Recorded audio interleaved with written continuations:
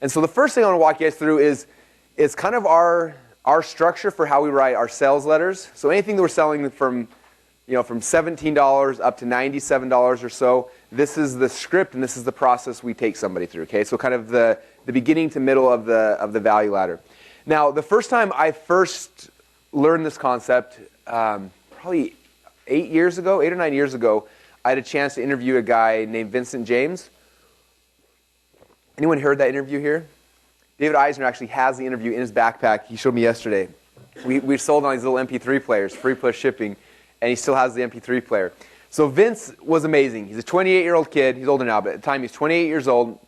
And one day he was trying to figure out how to make some money. He was in his mom's basement. He had a big pen, a pad of paper. He wrote a 4-page sales letter with his pen, put it in the envelope, mailed it out, tripled over on the front end, and 18 months later had made $100 million selling a product.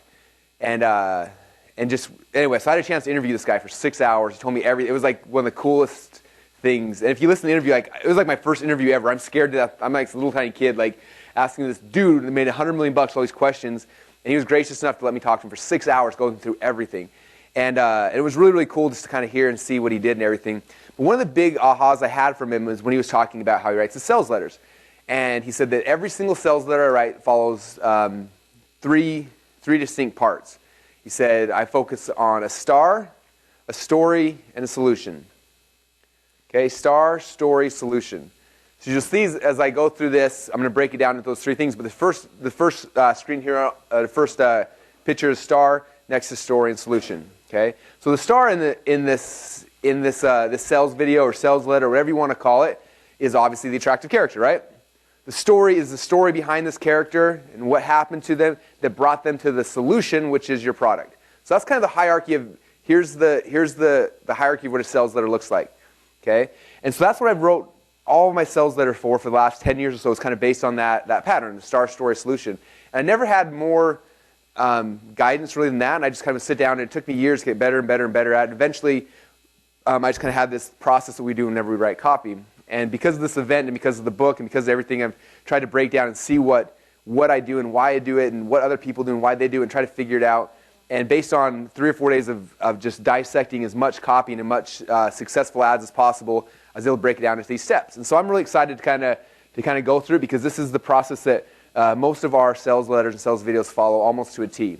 Now sometimes there's deviation, sometimes we change things or move things, we don't have everything, but as a whole this is the pretty close pattern.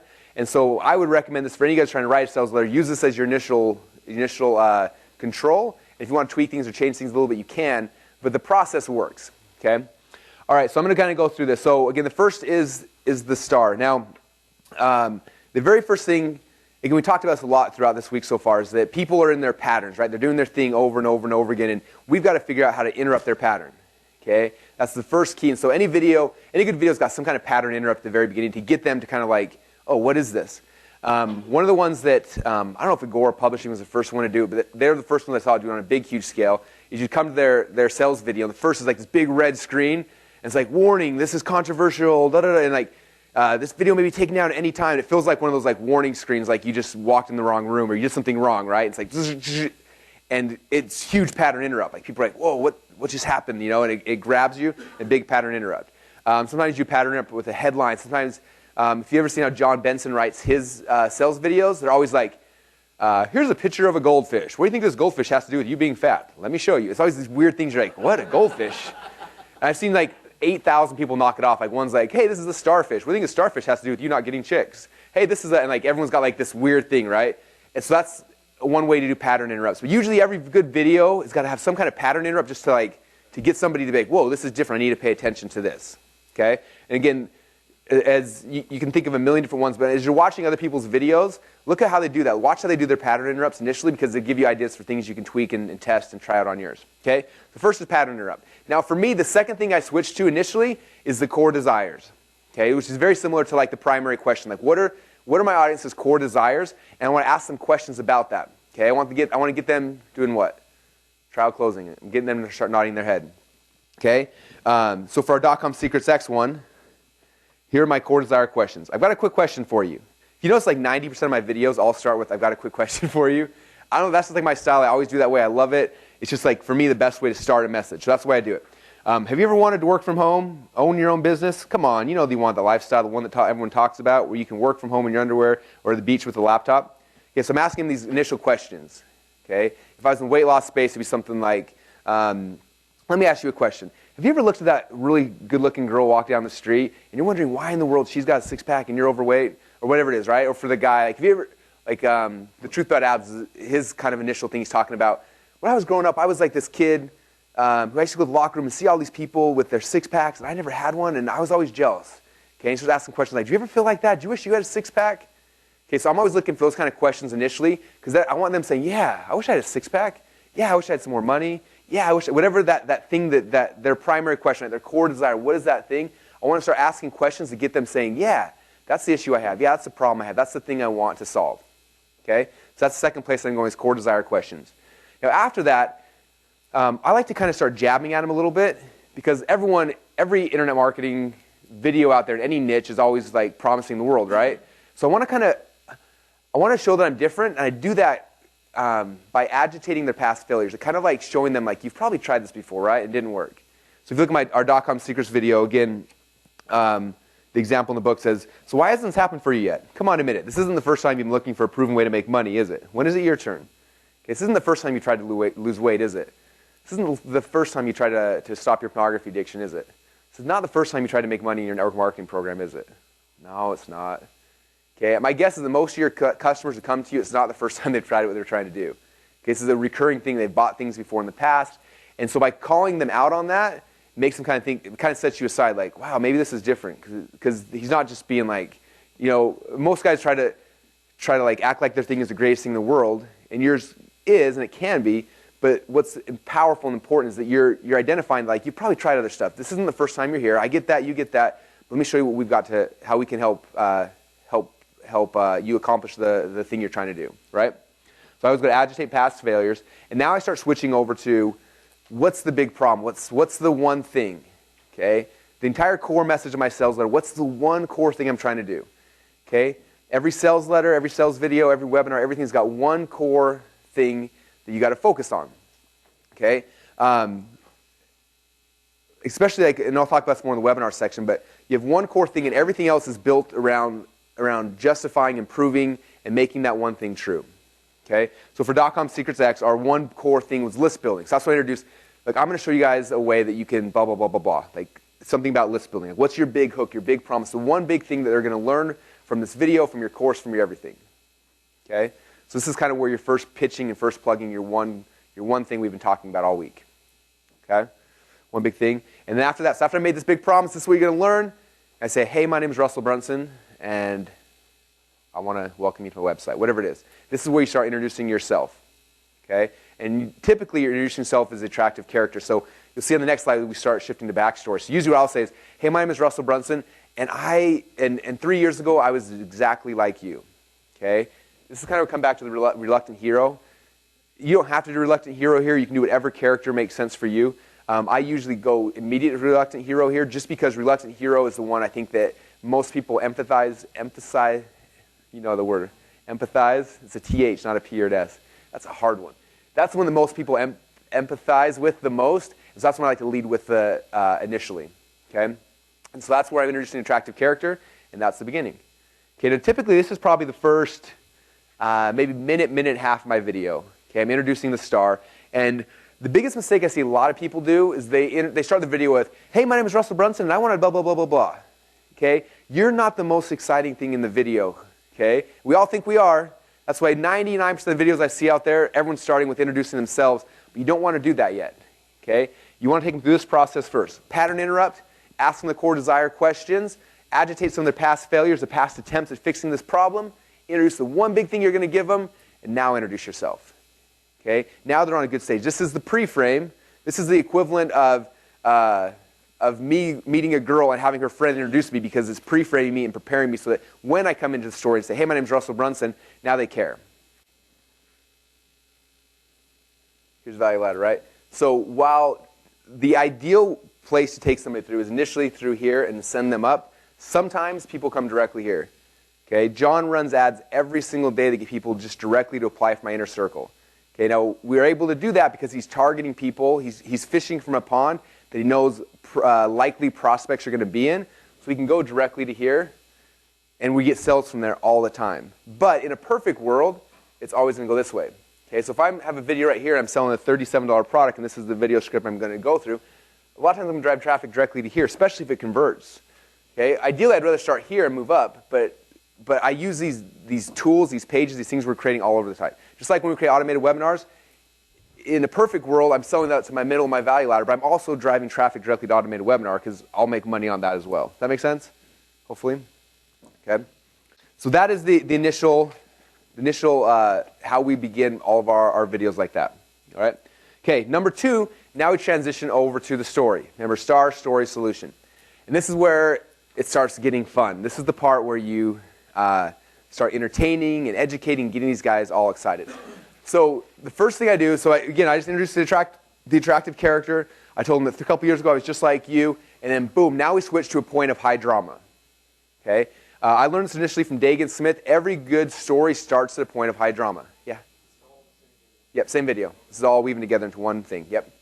So Dagan was talking about me initially. He said most people start a story that's like, hey, so let me tell you my story. I was walking down the street, and then I got to the corner, I took a right, and I started walking down, and I saw this store, and I walked in the store, and I started to buy my food, and all of a sudden this dude jumps out with a gun and starts shooting me, right?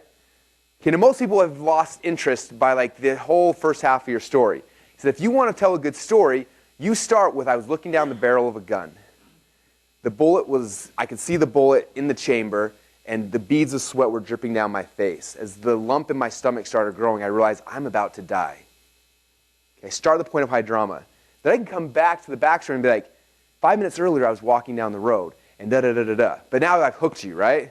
Think about the good movies. Good movies, you notice the first like 30 seconds of a movie is usually the best part of the whole movie because they start at the point of high drama. If they can suck you in initially, they've got you forever. Okay, anybody remember seeing the movie Cliffhanger, Sylvester Stallone? I was a little kid, I don't know, like 10-year-old, 12-year-old, whatever I was when I first saw that. And I still this day remember the feeling because the show begins and there's like this big line across this huge cannon, and they're going across this line, and all of a sudden the girl's thing like starts breaking and she starts falling, and she catches it, and Sylvester Stallone comes out and tries to save her, and they're fighting, and for like 3 or 4 minutes the thing's happening, all of a sudden she falls to her death. Boom. I remember like vividly, I remember sitting there and looking at my hands were soaking wet, and I was like, we gotta watch this movie, like this is awesome. Okay? That's the kind of experience you want somebody having at this point. Okay? You want to tell your story, you start at the point of high drama. Now the other thing I learned from Dagan when it comes to story selling that's really, really cool is he talked about how most of us when we tell stories, we haven't been taught how to tell stories the right way. Okay, we'll tell a story and we'll be like, we tell things at a very superficial level. So, for example, I was looking down the barrel of a gun. That's pretty good, but most people will move past that. And Dagan, when he's talking to me, he's like, if you want to get people to have real emotional impact, you have to get past like the visual thing, right? The visual is the gun is pointing at my face. Okay, that's powerful. But what gets really powerful is when I start getting deeper, I start talking about the lump in my throat that happened and the beads of sweat down my face. And I literally, all like the emotions you're feeling, what's happening inside your body, what your face feels like, what your back, what your legs like. You start sharing that part of it, and suddenly you suck somebody in an emotional level. Okay? And most of us haven't ever done that way, but if you start doing that way, especially during this point of high drama where you can really bring out exactly what you're feeling in an internal state, that's where people start feeling that. We were at an event a little while ago and we shared that concept, and we were doing more of a workshop thing where we let people write that story and share it. And I remember when this girl got up and she started sharing her story, and she was telling her story about the day she found out she had cancer, and she started telling this thing, and it was like the most gripping story she ever told. And she was talking about like the emotions she felt and the tears, the feeling of the tears going down her face, and like on and on. I remember just sitting there like sick to my stomach, and I was like, wow. And she got done telling the story, and everyone in the room was just like, oh, and she had us all, every one of us. And that's what you got to do with this kind of story, guys. You got to figure out how to take that high drama and not just tell it, but to make them feel it. Okay? All right. So it starts with high drama. You bring that. Then you shift back to the backstory. How did you get to that point of high drama? Because this thing, you got a gun in your face. How did you get there? We need to know how we got there. And that's where you shift to the backstory. Let me tell you how I got to that spot, because it's a really interesting story. It started here, And I went through, and here's the chain of events that brought me up to that point. And eventually, that chain of events, this backstory, is going to walk you into a wall. Boom, I hit this wall. Okay? And the wall, this is the same wall that your listeners are probably hitting as well.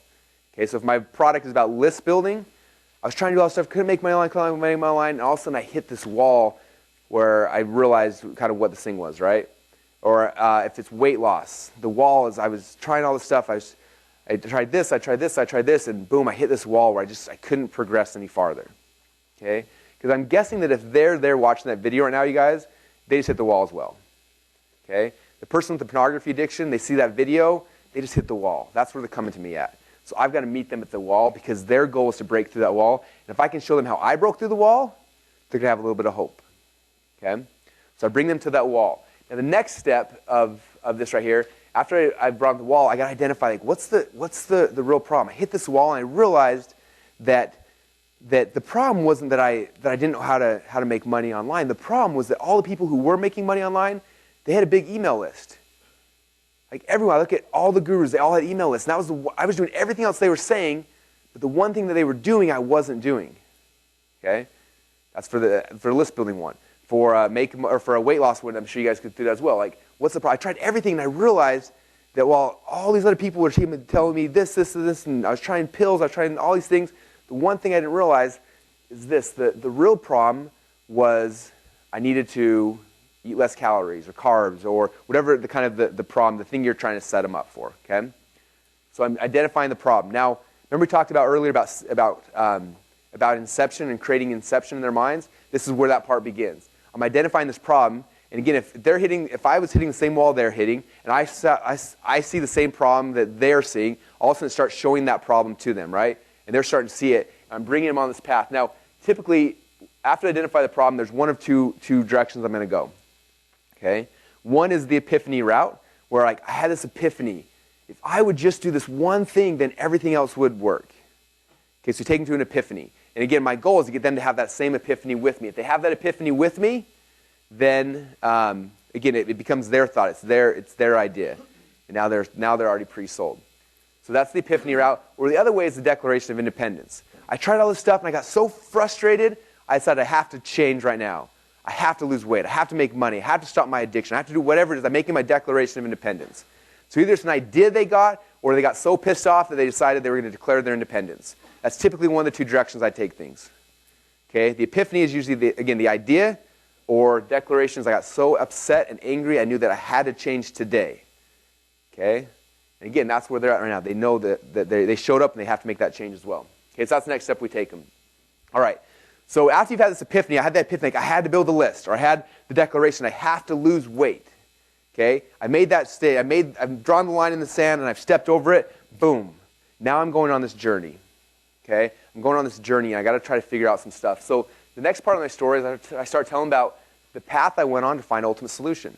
So after I went through this whole thing and I realized I needed to lose weight, I went on this path. And so first thing I did is I hired a trainer, then a chiropractor, then an acupuncturist, and this is nothing. And I'm taking on this path of all the things I tried that didn't work. I tried this, you guys probably tried this thing as well. I bought these ebooks, they didn't work. I bought these diet programs, took these magic pills, and nothing seemed to work. I'm taking them on this path until something worked. Okay, I'm going to tell them about my path to finding this ultimate solution, which in the end will be your product. Okay, but I finally had some success. I had a little bit of success with this one little thing. Okay, so what I'm showing them a little bit of hope. After all these things that I tried, which was probably the same things they tried, I had this little ray of hope. This is where this little hope came in, and I'm opening this little spot of light for them. Okay, and I start sharing. These are the first signs of success I had. When I realized that, I tried this thing and I lost 5 pounds in a week. That was the first time I lost weight forever. I tried this thing, I sent an email out, and I actually made money. First time I ever made money with my list. I tried this little thing, and I had a little bit of success. Okay? So again, that glimmer of hope. And now what I like to do is after I've had that little bit of glimmer of hope, now I like to start pointing fingers at the other people, right? Because after I had that little bit of success, that's when I realized it was never my fault. This whole time it was the weight loss company's fault. It was the big bad gurus. It was the big pharmacy companies. It was somebody, right? Somebody that your target market, who they also hate, right? That's when I start talking about the conspiracy, because everybody believes there's some kind of conspiracy. They believe they're fat because of something else. They believe they're overweight. They believe that they're unhealthy. They believe that they're not making money. They believe that whatever it is you're trying to sell, they believe that because they think it's somebody else. Okay, we all love conspiracy theories. Anyone know who Alex Jones is? Okay, big conspiracy theory guy. If you want to buy ads on his site, like his audience buys everything. They're huge. They're rabid. They're crazy because people love conspiracies. Okay, so you kind of introduce this conspiracy, and they shift over to like, you have to understand that this whole thing is not your fault. Okay, do you remember earlier today when I was sharing with you guys? Where are we at? Page 55, the beginning stuff of Inception. This is where this stuff's happening, right? Right now, I'm justifying their failures. Okay? This right here is justifying their failures. So this whole time you've been fat, and you've probably blamed yourself a little bit. You may have blamed your job. You may have blamed whatever, but it's not your fault. People are like, you're right, it's not my fault. Like, you tell them it's not their fault. They're like, oh, good. Okay? I'm justifying their failures. It's not your fault. Okay? It's the big bad gurus. It's the weight loss companies. It's the drugs they put in your food. It's the programming, the TV. You got to blame it on something that they also believe in, because then you're shipped down to, this is where we start throwing rocks at our enemies. Okay? So you got to figure out in your market, whoever you're selling to, like, who's the common enemy? Okay, I told you guys, I think day one, the best way to build a cult is to find a common enemy and throw rocks at him. So in this process, I got to find a common enemy. For my product, if I'm doing weight loss, who is the common enemy? If I make money, who's the common enemy? If it's basketball coaching, if it's tennis, if it's everyone's got different businesses, who's the common enemy that you're trying to unite against? This is where we start introducing that. Okay, the conspiracy theory is usually tied to the common enemy, and now we've got to blame someone else. I just told them it's not their fault, so whose fault is it? We find that person and we start throwing rocks at him. Isn't that image awesome? I was really proud of that one. Okay, did you guys see this? So if you come down the slide, I'm showing a little sign of success, and when I really got that success, that's when I realized it wasn't your fault. There's conspiracy, and here's whose fault it is. We got to start casting common stones, because now they're like, yes, you're right. Okay, we're starting this little cult mentality, right? You guys have seen what people in cults do, crazy stuff, right? You're not trying to create a cult, but you're trying to do all this stuff, right? Because you're trying to get people to buy into you and to buy into this movement that you're creating, all right? Now from there, after you kind of call them out and you say, now look, now after I figured that out, after I realized that it was these guys' fault that everything bad was happening to me, then I started having success. And that's when I started having success and started growing. And let me show you all the stuff that started happening. Okay? I made more money. I lost more weight. All this stuff started happening. Okay? This is kind of where you're bragging about yourself. Okay?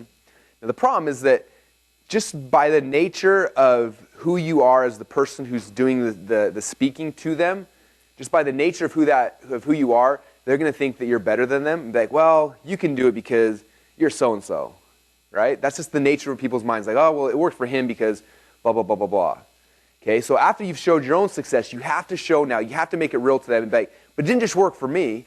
I started showing other people. Let me show you case studies what happened to this guy when I showed it to him. And then this guy, and then this girl. And I showed all these other people how well it worked. And look what happened to them as well.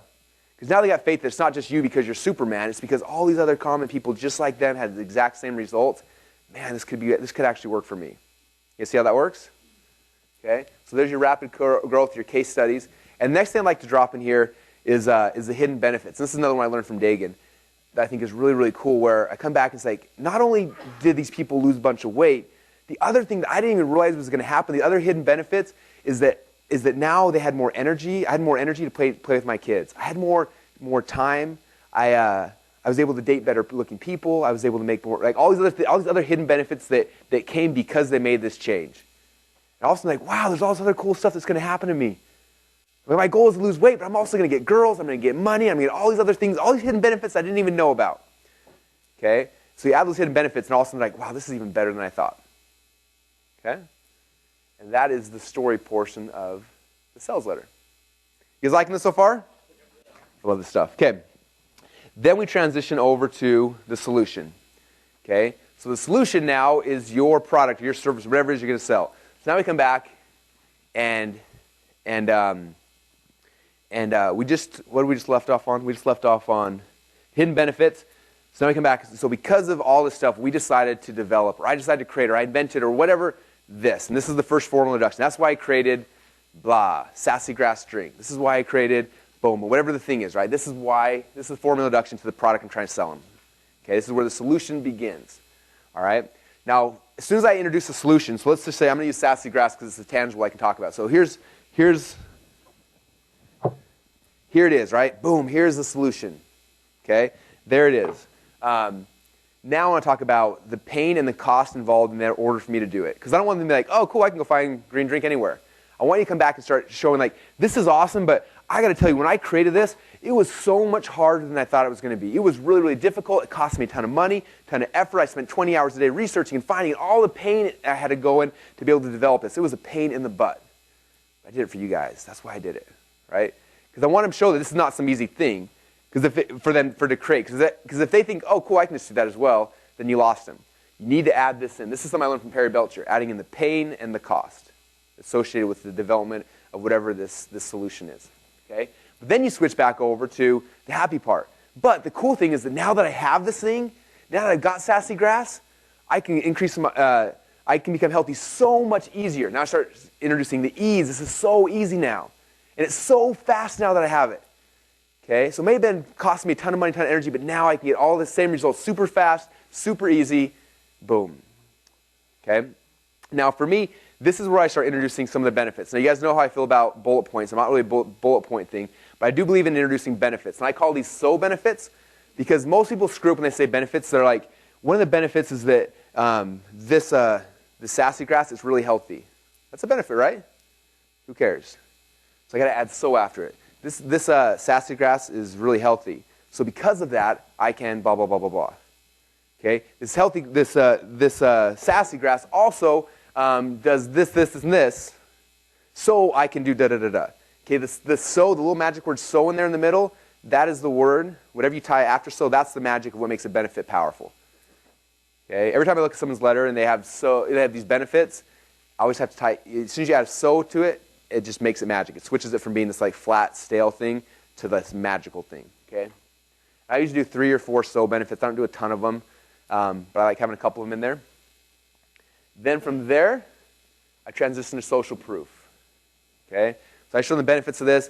Now, when I took the solution, I gave it to Julie and she loved it. I gave it to Micah and she loved it, and this person, and here's a bunch of other people that liked it as well. It's really awesome. This is why I like. So more kind of case study stuff, but more on the testimonial side, more the social proof side. And then, after social proof, now this is where I make the official offer. This is when I say, so I want to give you guys a chance to try your very first bottle of sassy grass. This stuff is awesome. Okay, so I make my first official offer. Okay. This is where usually I'm going to come, I'm going to say, this is what I created, boom, and then I'm going to start trying to build value. Okay, this is like, if you look at a webinar, this is where you start saying, I'm going to do this, and I'm going to add things, and I'm going to give you bonuses, and I'm going to give any of the extra things you're going to add in to make the offer a little bit better. And I would be very careful that you don't take away from the one thing. Okay, the one thing is still the core thing, but you can build value by like, I'm also going to give you this and this and this, but don't spend so much energy on that, because I do not want to take focus off of the one thing. Any of the benefits and the value I'm going to add need to strengthen and support the one thing. It can't be like this whole other thing, because then you have to explain the new thing and all this stuff. I want it, like for example, high-ticket secrets. Like the product is high-ticket secrets. We help you do this.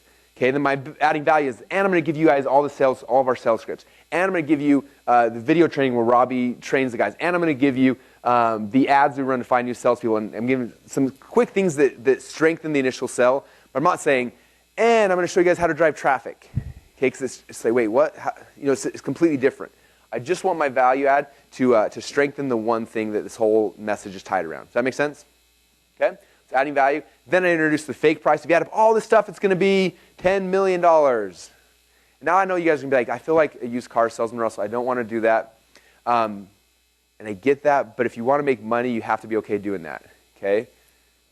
You normally say, so right now the product is this, plus I have to give you all these bonuses, the total value that's going to be, and boom, I got to give them a high price. And the reason why is I have to anchor that price in their head. I have to show them that this is actually worth this much. Because they're not going to pay me $37 if they think it's worth $37. But if they think it's worth $1,000 and I sell for $37, they're going to buy it all day long. Okay, so I have to anchor that price, a bigger price in their mind. And as cheesy as it sounds, I remember the second time I spoke from stage, I was embarrassed about doing this, and so I didn't, and my pitch was even like, I'm not going to do that cheesy thing when people do and jack the price up and bring it down. My price is $1,000. And I tried to sell, and I got 0 sales. Humiliating. I literally walked off the side, snuck out the door, and ran up to my hotel room and stayed there the rest of the event because I was so embarrassed. Okay? I would rather do a little cheesy stuff and make money than not make sales and feel embarrassed. Okay? So it's okay to do that. Is that all right? Okay. Introduce the fake price. Now, after you introduce the fake price, then we come back to the if-all statements. And we're going to talk about this in the webinar section as well. But the if-all statements are really, really powerful because I just gave them this price, this high-ticket price. Now I need to justify that price. So what I do, because most people, they share the high price and they're like, oh, but don't worry, I'm not going to sell for that. They get nervous, right? I can't get nervous. I have to stand on my ground and say, okay, here's the price. Now, obviously, I'm not going to charge you guys that. But before we move on, I want to ask you a question. If all this product did was help you to blank, typically, first one is something that helps to move towards pleasure. All this thing did is help you to finally live in the house of your dreams. Would it be worth it? People would be like, yeah, that would be worth it. Cool. Now, if all this thing did was give you the ability to finally fire your boss away from pain, I'm not sure if they're a pleasure or pain person, so I want to touch both of them. If all it did is help you to fire your boss, would it be worth it? Yeah, it would be worth $1,000. If I could fire my boss for $1,000, that'd be awesome. Boom, I got him. Okay? Now that price I gave them, that price is worth it to them. Okay, so the if-alls are right after I do the price hike. And from there I say, okay, now I'm going to come back, and that's not actually the price, as you know. I'm not going to give it to you for $1,000. I'm not going to give you $500, not even $100, because I care about you guys. I'm going to give it to you for just $37. It's going to be awesome. Okay, I reveal the price.